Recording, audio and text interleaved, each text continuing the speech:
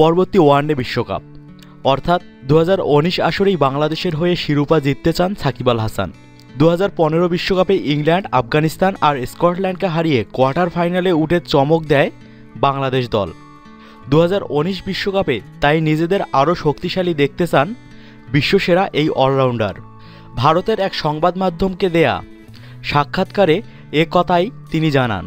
3 ফরম্যাটের মধ্যে ওয়ানডেতে 2014 সালের নভেম্বর থেকে দারুণ সময় কাটাচ্ছে বাংলাদেশ, যার প্রভাবটা পড়েছিল 2015 বিশ্বকাপে।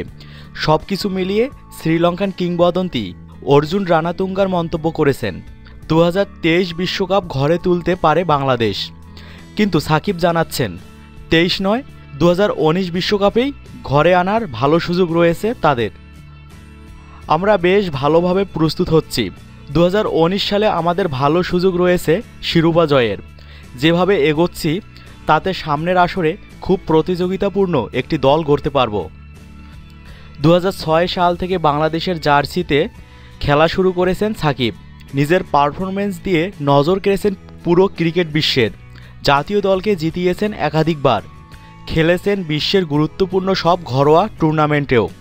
আইপিএলেও কলকাতার দুবারের শিরোপাজয়ী স্কোয়াডে ছিলেন। কিন্তু জাতীয় দলে তার লক্ষ্য একটাই, বিশ্বকাপ জয়, সেটা যে কোনো মূল্যে, তাও জানিয়ে দিয়েছেন সাকিব। প্রশ্ন উঠেছিল টেস্ট সিরিজ জিততে চান নাকি বিশ্বকাপ? সাকিবের উত্তর বিশ্বকাপ। প্রশ্নকর্তার আরেকটি প্রশ্ন, যদি শীর্ষ টেস্ট দলের বিপক্ষে টেস্ট সিরিজ জয় হয়? সাকিব জানান তারপরেও তিনি বিশ্বকাপ চান। যদি এমন হয় যে 1 নম্বর টেস্ট দলের ঘরের মাটিতে টেস্ট জিতেছেন, তাতেও মন ভরবে না এই বাংলাদেশি ক্রিকেটারের। সব কিছুর পরেও তিনি বিশ্বকাপেই চান।